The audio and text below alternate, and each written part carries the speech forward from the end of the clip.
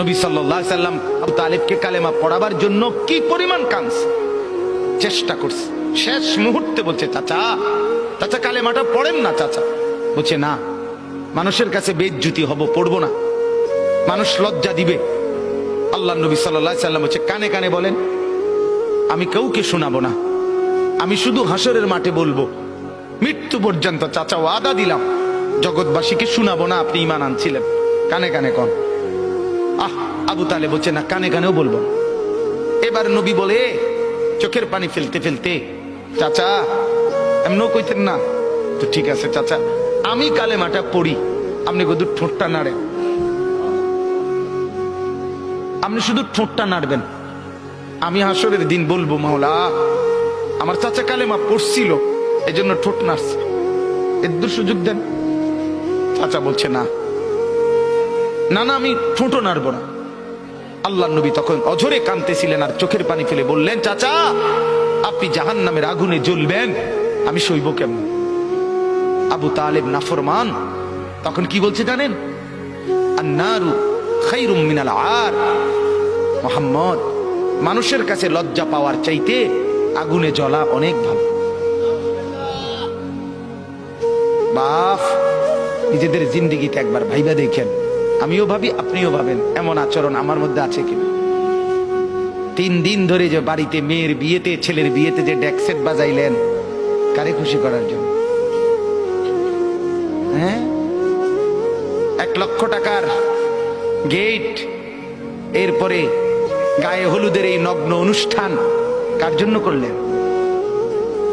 বেড়া বেড়ি সব, যুবক যুবতী সব একই মাইক্রো প্রাইভেট কারের ভিতরে যাতাযাতি করে বহাইয়া একখান থেকে একখানে নিলেন, কার জন্য?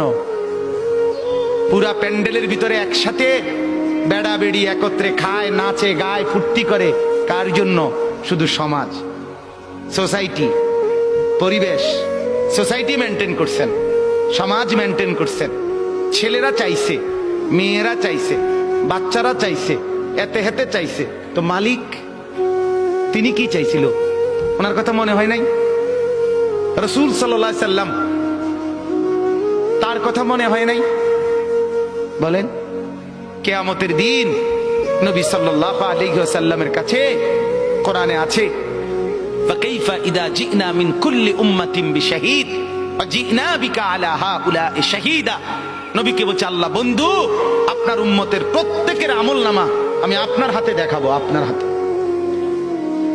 আপনার সামনে পেশ করব, আপনি দেখে কথা বলবেন। আমার কাছে সুপারিশ আপনি কইরেন, মানা নাই, কিন্তু আপনি দেখে করবেন। রাসূলুল্লাহ সাল্লাল্লাহু আলাইহি ওয়াসাল্লাম যদি হাসরের ময়দানে এরকম আমলনামা খুলে উল্টায় আর পৃষ্ঠার পর পৃষ্ঠা দেখে ফজর নাই, জোহর নাই, আসর নাই, মাগরিব নাই, ইশা নাই, শনিবার রবিবার, মদ জুয়া, অবৈধ উপার্জন, গান বাদ্য, নাটক, সিনেমা, জিনা, ব্যভিচার, বেহায়া, বেপর্দা সব উল্টায়। আল্লাহ নবী সাল্লাল্লাহু আলাইহি সাল্লাম তখন বলবে, উম্মত কি এটা? উম্মত, আমার 23 বছরের এত চোখের পানির কথা একবারও মনে হয় নাই? কি আনছো এটা আমারে? উম্মত, তুমি জানো না আমি যে তায়েফের পাথরের আঘাতে পুরা পিঠ চালনির মতো ঝাঁঝরা বানায় ফেলছে আমার? শোনো নাই তুমি? আমারে যে উহুদের ময়দানে দান দান শহীদ করে রক্তাক্ত করছে, তুমি শোনো নাই? আমি যে 14 দিন পেটে ক্ষুধার তাড়নায় পাথর বাঁধছিলাম, উম্মত তোমার মনে নাই? একবারও শোনো নাই আমার ক্ষুধার কষ্ট, আমার পিঠের ব্যথা, আমার দাঁতের ব্যথা, আমার কাঁধে 2টা কড়া ঢুকে গেছে? উম্মত, আমার ঘরে 3 মাস আল্লাহর নবীর স্ত্রী আয়েশা বলছে, আল্লাহর কসম উম্মত, নবীর স্ত্রী বলছে 3 মাস 3টা চাঁদ উঠছে ডুবছে, রাআইনা হিলালান সুম্মা হিলালান সুম্মা হিলালান, 3 চাঁদ 3 মাসে নবীর 9 জন বিবির কারো ঘরে আম্মা জান আয়েশা বলে 1 ফোঁটা চুলায় আগুন জ্বলে নাই। মা আওকাদাত ফি আবিয়াতে রাসূলিল্লাহ নারুন, নবীর একজন বিবির ঘরেও আগুন জ্বলে নাই। আল্লাহ নবীর স্ত্রী আয়েশা একদিন বলছিল নবীকে পিঠে হাত বুলাইয়া, ইয়া রাসূলুল্লাহ, স্বামী আপনার পিঠ ছিদ্র ছিদ্র কেন? পুরা পিঠ চালনির মতো ছিদ্র ছিদ্র কেন? আপনার কি ছোটবেলায় বসন্ত রোগ হয়েছিল, গোটা হয়েছিল। আল্লাহর নবী চোখের পানি ফেলে বলছে, আয়েশা তুমি জানো না আমার এই পবিত্র দেহে তো কোনোদিন মশাও বসে না, মাছিও বসে না, পোকা বসবে কেমনে?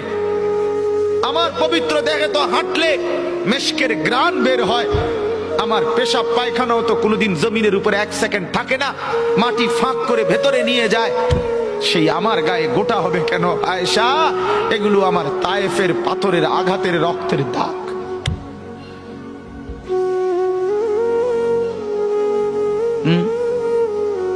বলো না বাপ।